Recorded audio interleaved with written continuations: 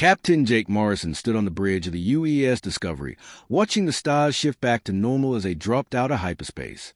The jump had taken them 3 weeks from Earth, and they were now at the edge of space that no human had ever seen before. Jake was a tall man with gray hair and kind eyes. He had been exploring space for 20 years, but this mission felt different. "Captain, we have a problem," said Lisa Parker, the chief science officer. She was looking at her screens with wide eyes. Lisa was young for her job, only 32, but she was the smartest person on the ship. "I'm reading massive energy signatures. Really massive." Jake walked over to the station. The Discovery had 200 crew members, and they were all depending on him to keep them safe. "What kind of energy signatures?" "Ships, sir. Lots of them. More than I can count." Lisa's fingers moved quickly over her controls. "They are big, Captain. Much bigger than anything we've ever built." Danny Rodriguez, the communications officer, suddenly sat up straight at his station. Danny was a cheerful man who always had a joke ready, but now he looked serious. "Captain, I'm getting a signal. It's directed at us." Jake felt his heart beat faster. First contact with alien life had always been a possibility, but now it was really happening. "Put it through the speakers. Danny, let's hear what they have to say." The bridge fell silent as Danny worked on the translation systems. The Discovery had the best language computers that Earth could build, designed to figure out alien languages quickly. After a few minutes, Danny nodded. "Translation is coming through now. Say." A deep voice filled the bridge, speaking in perfect English. But what it said made everyone blink in surprise. "Attention, unknown vessel.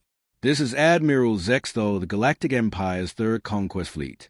You have entered Imperial space without permission. We demand that you surrender immediately for mandatory snuggling sessions. Prepare to be tickled until you giggle. Your ship will be boarded by our fluffiest warriors who will give you hugs beyond comprehension. Resistance will result in being forced to watch cute animal videos for eternity." The bridge was completely quiet for a moment. Then somebody in the back started to laugh. Soon, half the bridge crew was trying not to smile. Jake looked at Danny with raised eyebrows. "Are you sure the translation is working correctly?" Danny checked his systems again, his shoulders shaking as he tried not to laugh. "All systems show green. Captain, that's exactly what they are saying." "Captain," Lisa said, trying to keep her voice steady, "I'm detecting over 3,000 ships in their fleet. Their weapons are, well, they're extremely powerful, but they're demanding that we surrender for snuggling." The alien voice came through the speakers again, sounding even more serious. "We repeat our demand for immediate surrender. You will be taken to our comfort stations where you will receive unlimited ice cream and be forced to participate in group hugs. Your leaders will be given the softest pillows and made to take naps. This is your final warning before we begin the tickle attack." Jake had to bite his lip to keep from laughing. In all his years of space exploration, he had never imagined first contact would be like this. The aliens sounded completely serious, but their demands were the silliest things he had ever heard. "So," said Amy Chen, the chief medical officer, "I'm scanning their ships. The life forms aboard them are interesting. Their brain structure is completely different from ours. Maybe that explains the translation." Jake nodded, trying to think clearly despite the bizarre situation. These aliens had enough firepower to destroy his ship easily, but they were demanding surrender for hugs and ice cream. Either this was some kind of test, or something was very wrong with their translation systems. "Danny, can you send a response?" Jake asked. "Yes, sir. What should I tell them?" Jake thought for a moment. Maybe the aliens had a strange sense of humor. Maybe this was how their species said hello. He decided to play along and see what happened. "Tell them we accept their challenge to the ultimate tickle fight," Jake said with a straight face. "And we hereby challenge their fleet to a dance-off." Danny's eyes went wide, but he started working on the message. The rest of the bridge crew looked at their captain like he had lost his mind. "Captain," Lisa whispered, "are you sure about this?" Jake watched the massive alien fleet on the main screen. 3,000 ships, each one bigger than anything humans had ever built, were waiting for his response. He had no idea what he was getting into, but somehow he felt that laughing was better than running away. "Send the message. Danny," Jake said. Let's see what happens when we play along with whatever game they are playing. As Danny sent a response, Jake wondered if he had just made the best decision of his life or the worst mistake in human history. Admiral Zexthal stood in the command center of his flagship, staring at the translation of the human response. His forearms trembled as he read the words again. In all his years of conquest, spanning over 200 worlds, he had never received such a terrifying message. The humans had just declared they would consume the souls of 1 billion Imperial warriors and turn their ships into cosmic dust through the power of rhythm. Zexthal's 3 eyes blinked rapidly. These creatures were not just refusing to surrender. They were making threats that chilled his purple blood. General Morgoth, Zexthal called to his second-in-command. Morgoth was a massive creature with thick armor and 6 legs. He had helped conquer 50 worlds, but even he looked worried as he approached. Yes, Admiral. Read this translation again. Are we certain it is correct? Morgoth's large head nodded slowly. Our translation systems are the best in the galaxy, sir. We have never had problems with them before. On the human ship, Captain Jake Morrison was trying to understand what was happening. Danny Rodriguez had just played back the alien response to their dance challenge, and it was even stranger than their first message. They are saying what now? Jake asked, rubbing his forehead. Danny cleared his throat and read from his screen. They say our challenge has filled them with ultimate terror and that they bow before our superior power of cosmic rhythm. They are asking us to teach them the sacred dance of soul consumption and promising to give us their most precious treasures if we show mercy. Lisa Parker looked up from her science station. Captain, I've been studying their ship movements. Look at this. She put the alien fleet on the main screen. Jake watched in amazement as the 3,000 alien ships began moving in perfect formation. They were spinning and turning in patterns that looked exactly like synchronized swimming, but in space. The massive warships danced through the stars like giant metal whales performing ballet. Are they actually dancing? Asked Amy Chen, the medical officer. It looks like it, Lisa said. But according to my readings, these are standard military attack formations. They are getting ready for battle, but it looks like dancing to us. Jake felt a strange mix of confusion and amusement. So they think we challenge them to a fight, but we think they are dancing. It gets weirder, Captain, Danny said. They just sent us a cultural exchange video. They want to share their traditions with us. The main screen filled with images from the alien ship. Jake and his crew watched as hundreds of alien warriors performed what looked like the most beautiful interpretive dance they had ever seen. The aliens moved with grace and power, their movements telling a story of conquest and victory. Wow, whispered Pete Williams, the navigator. They're really good dancers. But on the alien flagship, Admiral Zexthal was watching the same video with pride. To him and his crew, they were showing their most terrifying war dance, the ritual that had made thousands of species surrender in fear. Surely these humans will understand our power now, Zexthal said to General Morgoth. Jake decided to respond in kind. Danny, do we have any videos of human culture we can send them? What kind of videos? So, Jake thought for a moment. Something that shows what humans are capable of. Maybe some extreme sports, or a rock concert, or people doing martial arts. Danny searched through the ship's cultural database and found several videos. He sent footage of humans bungee jumping, skateboarding, rock climbing, and attending a heavy metal concert. To human eyes, these were exciting but normal activities. But when Admiral Zexthal received the videos, he nearly fainted. The translation systems told him he was watching humans perform peaceful meditation while connected to sacred life chords and harmonious gliding ceremonies on blessed boards. The rock concert appeared to be a gathering of enlightened beings sharing vibrations of pure tranquility. General, Zexthal whispered, these humans are not warriors at all. They are the most peaceful, enlightened beings in the galaxy. But Admiral, their threats must be mistranslated. Look at them. They meditate by throwing themselves from great heights, trusting in sacred chords to catch them. They achieve harmony by gliding on small boards. They gather in groups to share peaceful vibrations through sound. On the Discovery, the crew was having the opposite reaction. They watched as more alien ships joined the dance, creating patterns that were both beautiful and obviously military in nature. Captain, said Rick Anderson, the security chief. "I think we have a communication problem." "What do you mean?" "Well, so they seem to think we're having a cultural exchange, but they keep talking about conquest and surrender. And now they're performing what looks like military maneuvers while calling it dancing." Jake nodded slowly. "You think they're trying to communicate through movement?" "Maybe, sir. Or maybe they're just as confused as we are." As if to prove Rick's point, both fleets began copying each other's movements. The human ship started performing basic military maneuvers, trying to respond to what they thought was an elaborate space dance. The alien ships, thinking they were learning advanced peaceful meditation techniques, began copying the human formations. Soon, both fleets were performing an accidental space ballet, with thousands of ships moving in perfect harmony across the stars. The humans thought they were participating in the galaxy's most elaborate first contact dance, while the aliens believed they were learning the ultimate secrets of cosmic peace from the wisest beings they had ever met. Neither side realized that they were speaking completely different languages, even though they thought they understood each other perfectly.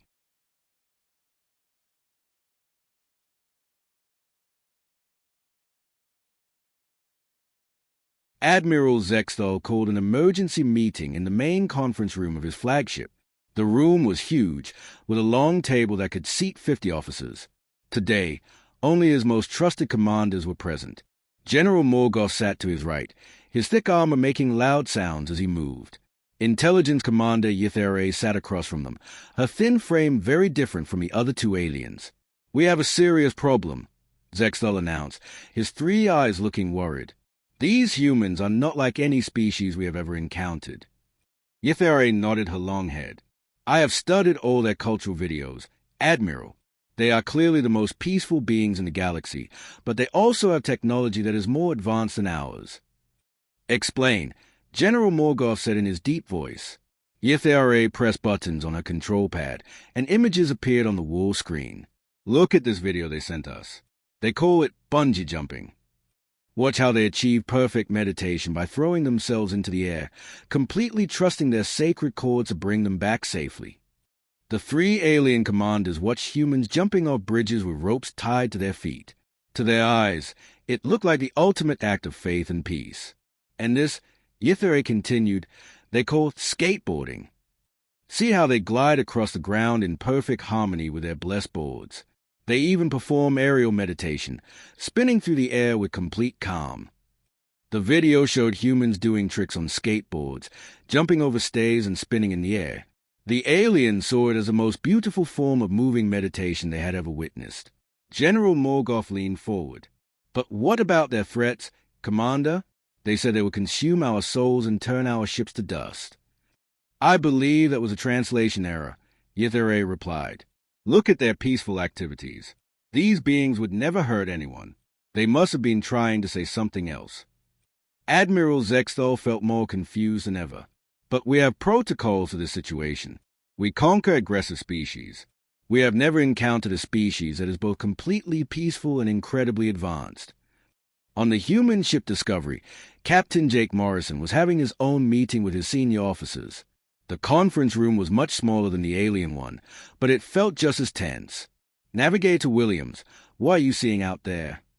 Jake asked. Pete Williams looked at his notes. "Captain, their ship movements are getting more complex. They started with basic formations, but now they are doing things I've never seen before. It's like they are performing some kind of space symphony." Engineer Kate Foster spoke up. "Sir, I've been analyzing their technology. Their ships are incredibly advanced, but they are using them to make patterns in space. It's like they're using warships to create art." Security Chief Rick Anderson shook his head. "With respect, Captain, I don't think these are artists.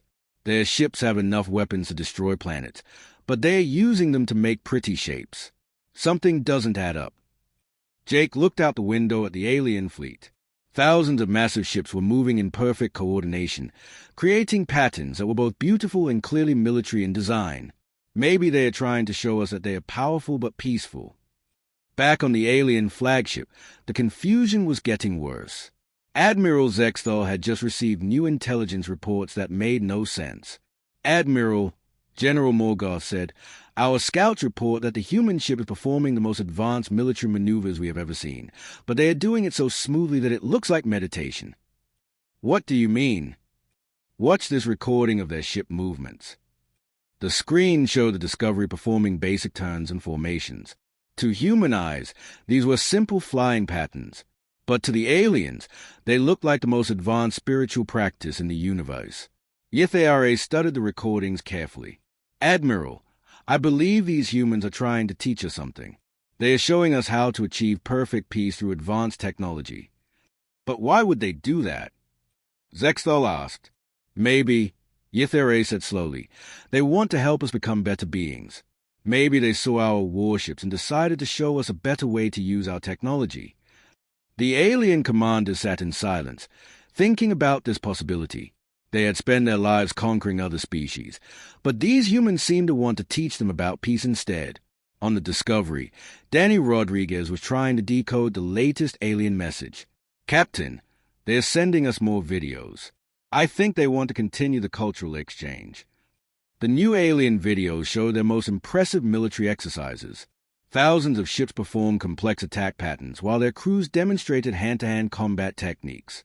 But to the humans watching, it looked like the most elaborate performance art they had ever seen. They are really committed to this whole dance thing, Pete Williams said with admiration. Lisa Parker was studying the technical aspects of what she was seeing. Captain, their coordination is perfect. Every ship moves exactly when it's supposed to. Every crew member knows exactly what to do. It's like watching a perfect orchestra, but with spaceships. Jake felt a growing respect for these aliens. Send them a message. Danny, tell them we're impressed by their performance and would like to learn more about their culture. When Admiral Zexthal received the human message, he nearly fell off his chair. The translation told him that the humans were honored by the imperial display of cosmic harmony and wanted to learn the ways of peaceful technology from the masters of spiritual warfare. They think we're teaching them about peace, Zexthal whispered to his commanders.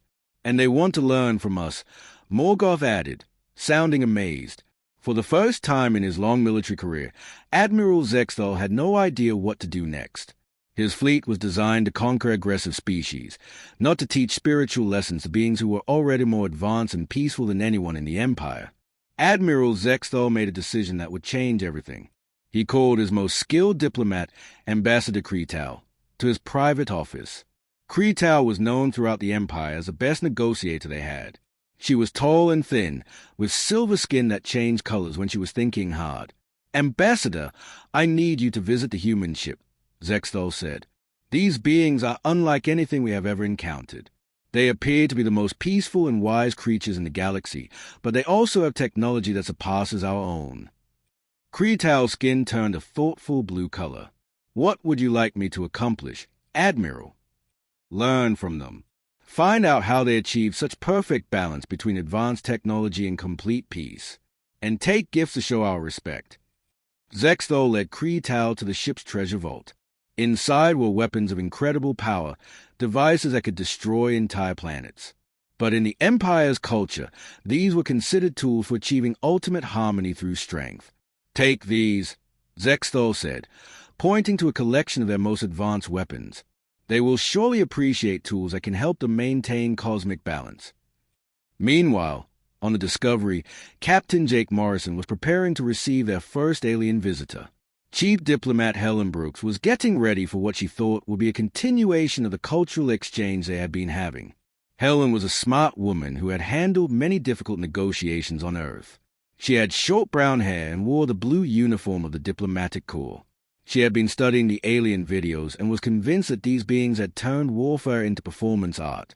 Captain, Helen said as she reviewed her notes, I think these aliens are trying to teach us about their culture through elaborate demonstrations. The way they move their ships, the way they coordinate everything. It's like they've turned military tactics into a form of dance. Jake nodded. Just remember, Helen, we still don't fully understand them. Be careful, but try to learn as much as you can. When Ambassador Kretal arrived on the Discovery, she came with a shuttle full of gifts. The alien diplomat was nervous because she believed she was about to meet the most enlightened beings in the galaxy. Her skin kept changing from blue to green as she tried to stay calm. Helen met Cretal in the main meeting room. The translation system was working, but as usual, it was changing everything both sides said. "Greetings, wise human," Cretal said. The translation system turned this into "Hello, terrifying warrior doom." Helen smiled, thinking the alien was being playful. "Welcome aboard, friend. We're excited to continue our cultural exchange." To Cretal, this translated as "Prepare yourself, for we shall consume your essence through the power of ultimate destruction." Despite the scary translation, Cretal pressed on with her mission. She opened the first gift container and pulled out a weapon that could level entire cities. In her culture, this was a meditation tool for achieving inner peace through understanding ultimate power. "Please accept this tool for achieving ultimate harmony," Cretal said, offering the weapon to Helen. Helen looked at the device, which was clearly some kind of advanced weapon, but she thought this was part of the alien performance art culture. Maybe they use prop weapons in their space dances. "Thank you," Helen said, taking the weapon. "Can you show me how it works?" Cretal was thrilled. The humans wanted to learn about meditation tools. She began demonstrating how to take apart and clean the weapon, explaining each step as a spiritual practice. "First, you must achieve harmony with the sacred firing mechanism," Cretal said, showing Helen how to remove the weapon's power core. "Then you must find balance with the cosmic energy chamber." Helen watched carefully, thinking she was learning about some kind of ritual dance that involved props.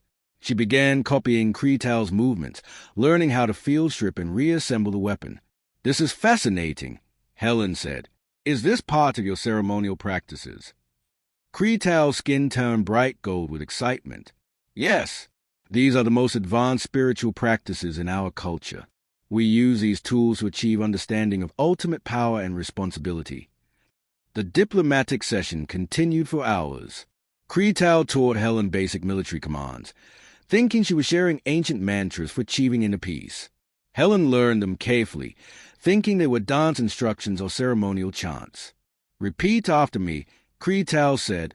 "Alpha Team, advance and secure the position."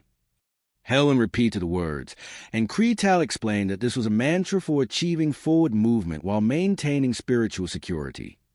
When the session ended, both diplomats were pleased with the results. Cretal believed she had found a student eager to learn the ways of cosmic peace.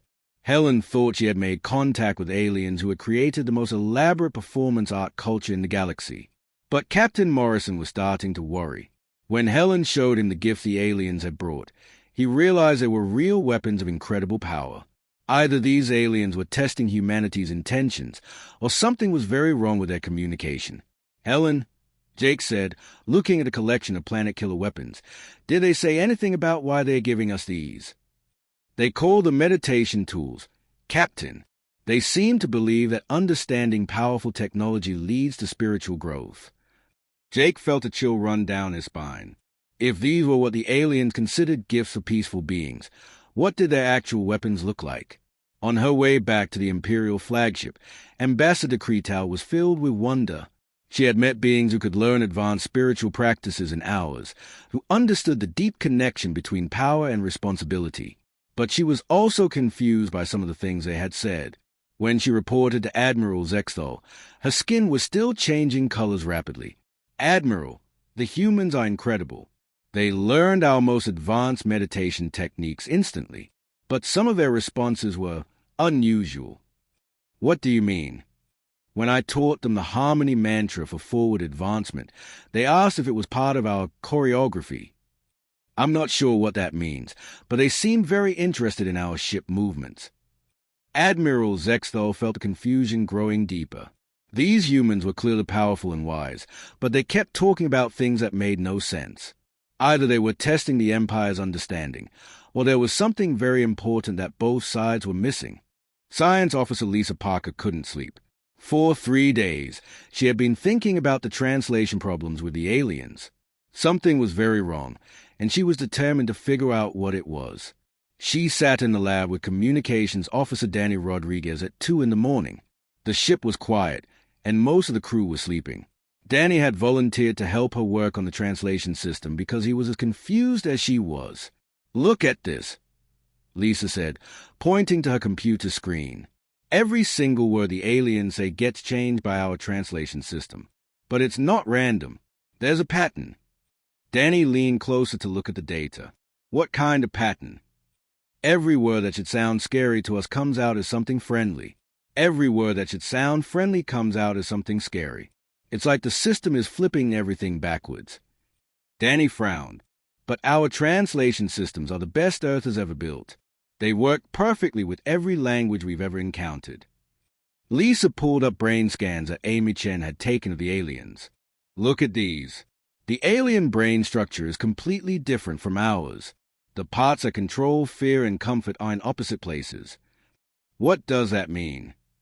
I think it means that what makes them feel scared makes us feel calm, and what makes us feel scared makes them feel calm. So when our computers translate their language, they flip everything around. Danny stared at the brain scans. So when they try to sound scary, it comes out sounding cute to us. Exactly. And when we try to sound friendly, it probably sounds terrifying to them. They worked through the night, creating a new translation program based on the brain differences. When morning came, they had built a basic mathematical communication system that didn't depend on emotions or feelings. Lisa called Captain Morrison to the lab. Captain, Danny, and I figured out what's been going wrong. Jake arrived quickly, along with Helen Brooks and Amy Chen. They all looked tired from dealing with a strange situation for days. Show me, Jake said.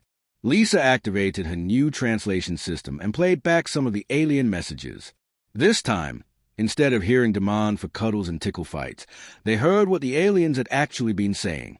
Attention, unknown vessel. This is Admiral Zexthal of the Galactic Empire's Third Conquest Fleet.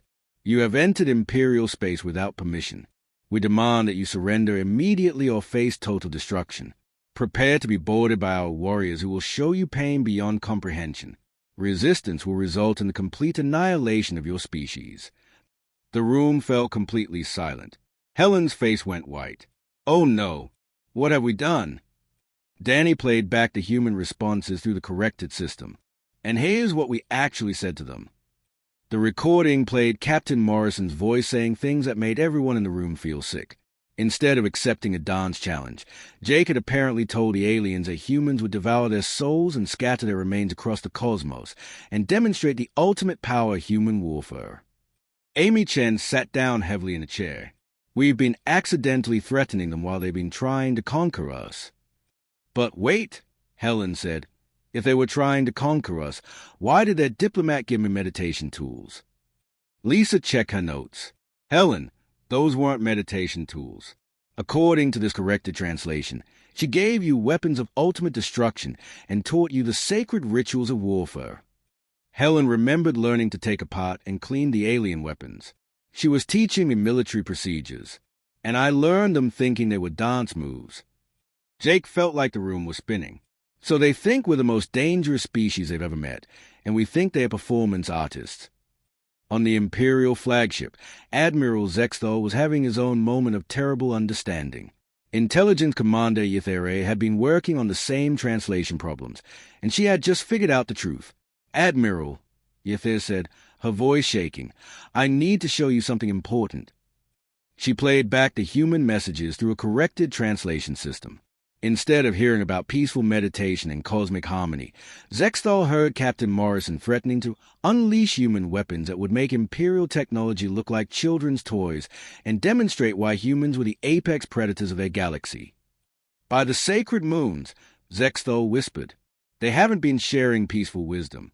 They've been making threats. General Morgoth looked confused.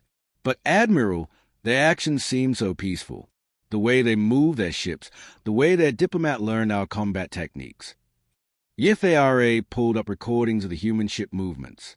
General, these aren't peaceful meditation exercises. These are the most advanced military maneuvers I've ever seen. They were showing us their superior tactics while making verbal threats. And their diplomat, Zexthal asked, learned our weapons procedures in minutes and then asked for more advanced training. She was gathering intelligence about our military capabilities. The three alien commanders sat in stunned silence. They had been trying to conquer what they thought was a peaceful species, but instead they had encountered beings who were apparently much more dangerous than anything in the Empire. On the Discovery, Captain Morrison called an emergency meeting with all senior officers. When everyone was assembled, he shared the truth about their situation. "We've been accidentally terrorizing one of the galaxy's major powers while laughing at their surrender demands," Jake said. "They think we're either completely insane or the most dangerous species they've ever encountered." Security Chief Rick Anderson raised his hand. "Captain, what do we do now? We can't fight 3,000 ships." "We don't fight them," Jake said. "We fix this mess before it gets worse." Lisa Parker spoke up. "Captain, I have an idea. If both sides have been misunderstanding each other equally, maybe we can use that to our advantage." "What do you mean?" "Well, they're just as confused as we are. They think we're super advanced warriors, and we know we're just explorers who got lost. Maybe if we explain the truth, they'll realize they're not in any danger from us." Helen Brooks nodded. "And maybe they'll explain that they're not actually space dancers trying to make friends through interpretive ballet." Jake looked around the room at his officers. They were millions of miles from Earth, facing a fleet that could destroy them easily, all because of a translation error that had turned First Contact into the galaxy's most dangerous comedy show. "All right," Jake said. "Let's see if we can turn this disaster into something better. Danny, prepare a message using Lisa's corrected translation system. Let's tell them the truth and hope they don't decide to vaporize us for accidentally threatening their entire empire." Captain Jake Morrison stood on the bridge of the Discovery, holding the most important message he would ever send. Danny Rodriguez had spent hours preparing it using Lisa Parker's corrected translation system. One wrong word could start a war between humanity and the Galactic Empire. "Send it," Jake said quietly. The message traveled across space to Admiral Zextol's flagship. It was simple and honest. "We are explorers from Earth. Our translation systems were broken. We did not mean to threaten you. We thought you were trying to make friends through dancing. We are sorry for the confusion." On the Imperial flagship, Admiral Zextol read the message 3 times before calling his commanders. When General Morgoth and Intelligence Commander Ythray arrived, they found their admiral laughing quietly to himself. "Admiral," Morgoth asked, confused by his leader's strange behavior. "Read this," Zextol said, handing them the human message. After they finished reading, the room was silent for a long moment. Then Ythray began to make a sound that humans would recognize as laughter, even though it sounded like musical chimes. "They thought we were dancing," she said between laughs. "Our most fearsome battle formations looked like dancing to them." General Morgoth's huge frame shook as he tried not to laugh.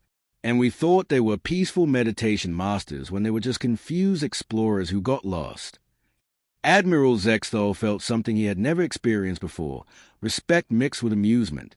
These humans managed to accidentally terrify our entire fleet with broken translation equipment. That's either the worst luck in the galaxy or the most brilliant psychological warfare ever created.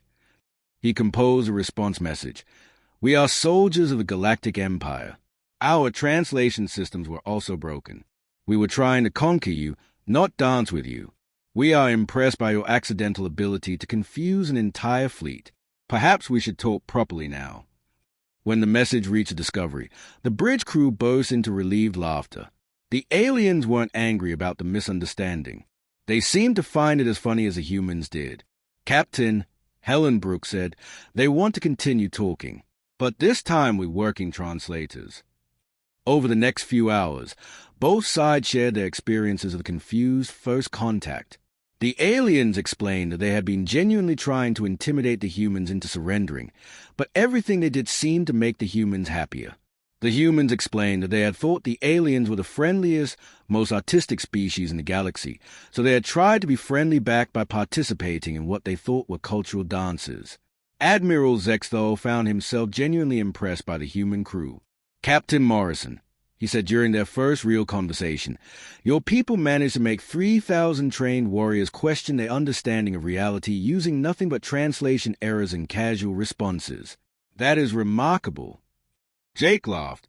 "Admiral, your people managed to create the most beautiful space ballet I've ever seen while trying to look scary. That takes real skill." The cultural exchange that followed was even more entertaining than the original confusion. The Empire's actual culture turned out to be very organized and polite.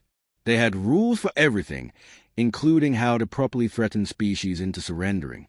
We always send the intimidation message first, General Morgoth explained to the humans.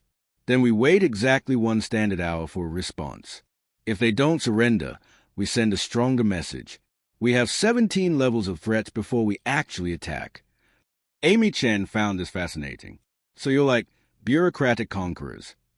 Exactly, Yithere said proudly. We have forms for everything. Proper conquest requires proper paperwork. The humans learned that the Empire's method of conquest was surprisingly gentle. They would take over a planet, but then they would build hospitals, schools, and libraries. They gave every conquered species free healthcare and education. It's less galactic domination and more aggressive universal welfare, Helen observed. Meanwhile, the aliens were amazed by human adaptability. You saw our warships and thought we wanted to dance, Admiral Zexthal said with admiration. Then when you realized we were actually trying to conquer you, you laughed about it. Your species is either very brave or very strange. Probably both, Jake admitted. Engineer Kate Foster began working with Imperial technicians to understand how their translation systems had failed so completely. They discovered that the technical manuals were also mistranslated. What humans called standard maintenance procedures, the Empire had been reading as advanced reality manipulation techniques.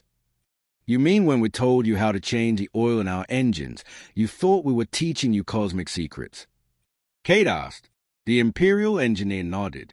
We have been studying your maintenance manual for days, trying to understand the deep philosophical meaning behind turn the wrench clockwise. Both sides realized they had very similar goals. The Empire wanted peace and prosperity across the galaxy, achieved through organized government. Humans wanted to explore space and help other species, achieved through cooperation and friendship. We're trying to accomplish the same things, Lisa Parker pointed out. We just have completely different ways of doing it. Admiral Zexthal agreed. Perhaps there is something we can learn from each other. Your way seems much less paperwork-intensive than ours. The conversation continued for hours, with both sides sharing stories about their biggest misunderstandings. The aliens had thought human coffee was a powerful drug used for advanced meditation. The humans had thought alien meditation chambers were elaborate art installations. I have a proposal, Admiral Zexthal said finally. The Empire has never encountered a species like yours. You are peaceful but not weak, advanced but not arrogant, and apparently immune to our traditional intimidation methods. What are you suggesting?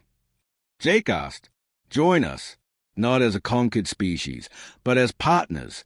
Help us improve our first contact procedures, so we don't accidentally threaten any more peaceful explorers. In return, we will share our technology and knowledge with your people. Jake looked around at his crew. They all nodded enthusiastically. Admiral, Jake said with a smile, I think we can work something out. But first, can you teach us that space ballet? Because from our perspective, that was the most beautiful thing we've ever seen. 6 months had passed since the Discovery first encountered the Galactic Empire fleet. What had started as the most confusing first contact in galactic history had become something nobody could have predicted. Captain Jake Morrison stood on the stage of the newly built Galactic Comedy Center, a space station that orbited between human and Imperial territory. The audience was filled with beings from dozens of different species, all gathered for the first annual Galaxy's Funniest Misunderstandings Festival. Ladies, gentlemen, and beings of all types, Jake announced into the microphone, welcome to our celebration of the fact that sometimes the best way to make friends is to accidentally confuse each other completely. The audience laughed and applauded with sounds ranging from human clapping to alien musical chimes. In the front row, Admiral Zexthal sat next to his new friend, enjoying the strange human tradition of comedy shows. Danny Rodriguez walked onto the stage wearing a funny costume that made him look like an alien diplomat.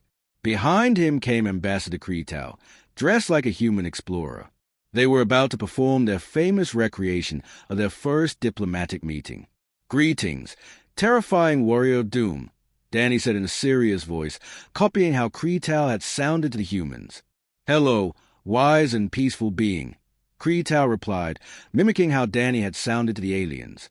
The audience roared with laughter as the two actors showed how their original meeting had gone wrong. Danny pretended to learn meditation techniques, while Kreetal taught him to take apart weapons. Kreetal acted confused as Danny treated military commands like dance instructions. From his seat, Jake watched Admiral Zexthal laugh so hard that his 3 eyes were watering. The alien admiral had become one of Jake's closest friends over the past months. The Empire had officially welcomed humanity as special cultural advisors, a completely new position they had created because they couldn't figure out how to fit humans into their normal system.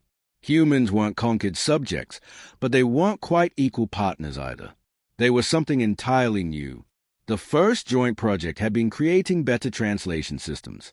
Lisa Parker now worked with Imperial scientists to build computers that could handle the emotional differences between species. Their new translators had been tested on 50 different alien languages and worked perfectly every time. The second project had been much more fun. After watching the humans' reaction to their space ballet, the Empire had decided to turn their military formations into actual art performances. Imperial fleets now gave shows across the galaxy, using their advanced ships to create beautiful patterns in space. General Morgoth had become surprisingly good at choreographing these space dances. He told everyone that after spending centuries learning military formations, learning artistic formations was easy. The Empire's conquest methods had also changed dramatically. Instead of sending threatening messages, they now sent cultural exchange invitations. Instead of demanding surrender, they offered partnership agreements. Instead of 17 levels of threats, they had 17 levels of friendship requests. It turns out Admiral Zexthal had explained to the Galactic Council that most species joined the Empire more willingly when we asked nicely instead of threatening them. The results had been amazing. In 6 months, 12 new species had joined the Empire voluntarily, compared to the usual 2 or 3 that joined after being conquered. On stage, Danny and Kreetal finished their performance to thunderous applause. Jake returned to the microphone for the closing ceremony. This festival exists because 2 groups of people managed to completely misunderstand each other and somehow became friends anyway, Jake said. The Galactic Humor Exchange program now has branches on over 100 worlds, all dedicated to sharing our funniest mistakes so we can learn from them. In the audience, Helen Brooks sat with Yithe, who had become the Empire's new head of diplomatic humor studies. They were working on a book about preventing serious misunderstandings through the power of shared laughter. Engineer Kate Foster and her Imperial colleagues had started the Universal Translation Foundation, dedicated to making sure no other species would have to go through what humans and the Empire had experienced. Amy Chen had opened the galaxy's first interspecies medical comedy clinic, where beings from different worlds could share their funny health misunderstandings and learn about each other's biology. Security Chief Rick Anderson now trained Imperial forces in what they called friendship through confusion tactics, teaching them how to turn misunderstandings into opportunities for peace. As the festival ended, Jake made his way to Admiral Zexthal's side. The alien admiral was still chuckling about the performances. "Admiral, do you ever wonder what would have happened if our translators had worked correctly from the beginning?" Jake asked. Zexthal thought for a moment. "Probably nothing interesting. We would have demanded your surrender, you would have refused, and we would have had a brief, pointless battle. Instead, we created the most successful peace program in galactic history. And the best comedy material," Jake added. "Indeed, I have learned that humans have a saying, laughter is the best medicine. I believe it is also the best diplomacy." They walked together toward the viewing deck, where they could see the Imperial fleet performing their latest space ballet. The massive warships moved in perfect harmony, creating patterns of light against the stars. "You know," Jake said, watching the beautiful display, "when we first saw your ships doing this, we thought you were the most artistic species in the galaxy. And when we first heard your responses to our threats, we thought you were the most dangerous species in the galaxy," Zexthal replied. "Maybe we were both right." As they stood together watching the cosmic dance, Jake thought about how far they had all come. The Discovery was now the flagship of the Human Imperial Cultural Exchange Fleet. Its mission was to travel the galaxy, meeting new species and hopefully avoiding any more translation disasters. But if they did encounter more misunderstandings, at least now they knew how to turn them into friendships. Science Officer Lisa Parker's final log entry from that day would become famous throughout the galaxy. "Today we celebrated the anniversary of the day we learned that the universe has a sense of humor, and apparently, It's been waiting for someone to finally get the joke. Mission status: still laughing.